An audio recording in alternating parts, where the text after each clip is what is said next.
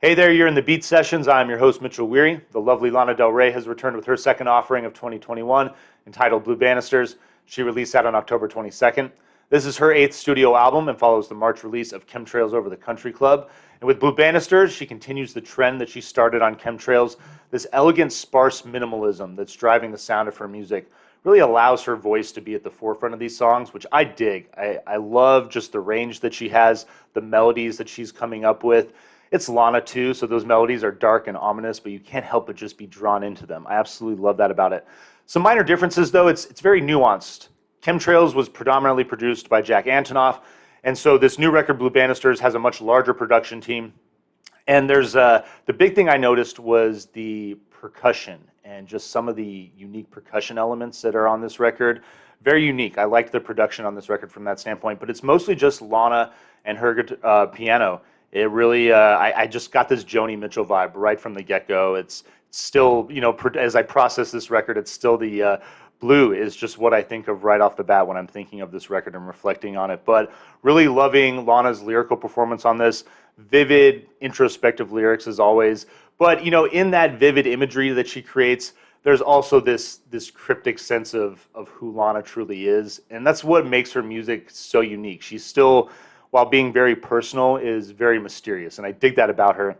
There's also this cool element of the idea of, especially in 2021, I think it resonates so much with me, and it should with everybody, this idea that self-expression has become such a risk to one's mental state. And so a lot of the lyrical content is kind of dealing with that idea, and I really applaud Lana for approaching that, because I think it's a very unique idea and subject, a way of framing what is going on, and that we live in a beautiful country where things are set up that we should have a right to have that freedom to express and disagree, but also respect others people's rights to do so.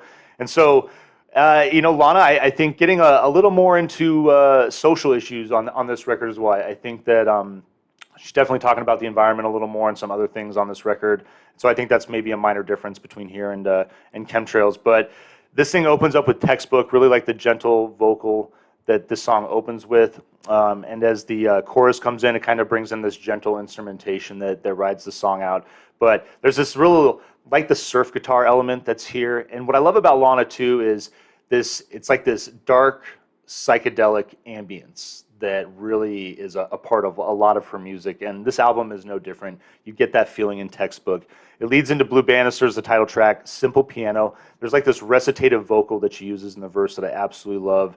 This song is cinematic, it's haunting. It's where I really started to get this Joni Mitchell vibe.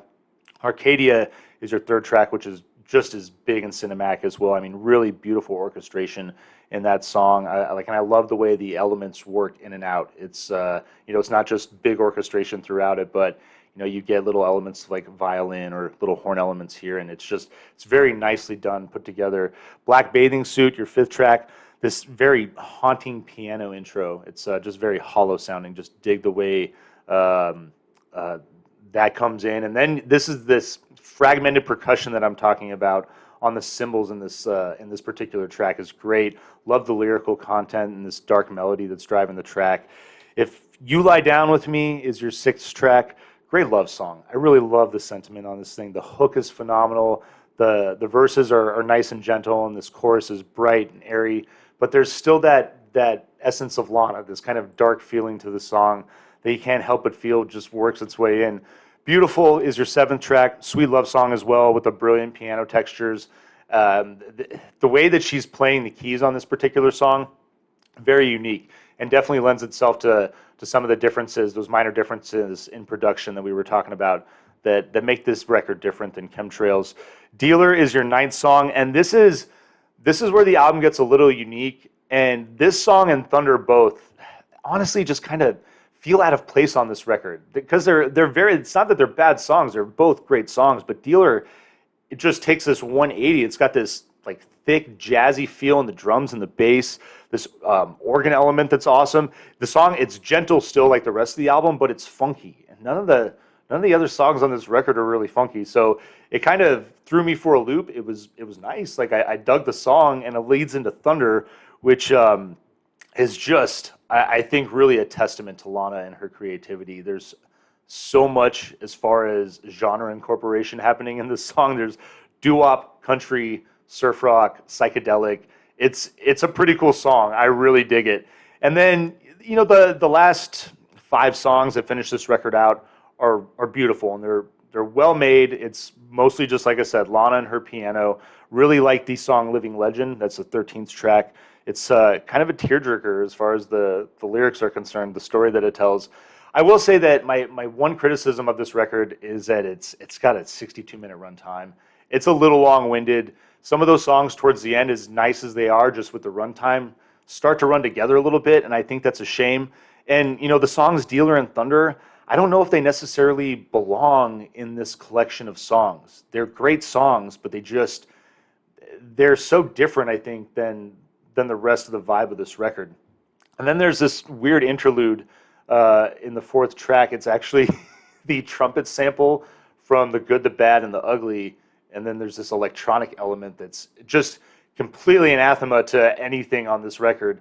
But what I will say is that I love Lana, and I love all of these songs, and so while structurally I think this record is weird and not that well put together, I like all of these songs, and so I'm going to buy it, and if you're a Lana fan, I think you should buy it too. So we're going to vinyl please Blue Banisters. I hope you dig this record. I hope you find this review helpful as well. Please like this video, share it, subscribe to the channel. I will not be in town this weekend, actually, so I will not be doing record reviews this weekend for new album releases on Friday until I come back Sunday night from Phoenix. I will be DJing this awesome event up in Phoenix for the weekend. I'm really excited about it. I'll be out in the middle of the desert blasting my stuff.